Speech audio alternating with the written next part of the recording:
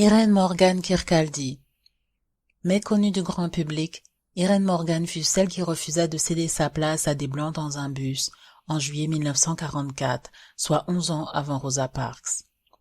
Alors âgée de 27 ans, elle se remettait d'une fausse couche. Devant faire un long voyage en autobus jusqu'à son domicile à Baltimore, elle partit s'asseoir dans la section réservée aux Noirs à l'arrière du bus. À un arrêt, un couple de Blancs monta à bord. À ce moment-là, tous les sièges étaient occupés. Bien que se trouvant à l'arrière de l'autobus, le conducteur ordonna à Madame Morgan et à sa voisine de céder leur place, ce qu'elle refusa. Elle dit également à la femme noire à côté d'elle qui avait un bébé de ne pas obéir.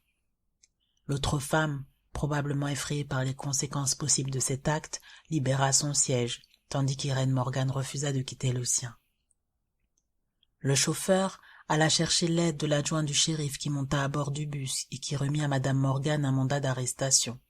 Elle déchira ce mandat et frappa le shérif quand il essaya de l'attraper. Après avoir été traînée hors du bus, elle fut jetée en prison.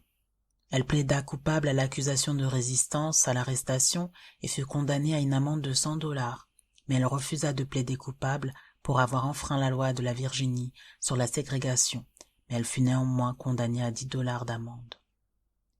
Les avocats de la NAACP, Thurgood Marshall et William Hastie, ont porté l'affaire devant la Cour suprême qui, en 1946, a statué que la ségrégation dans les autobus interétatiques était illégale.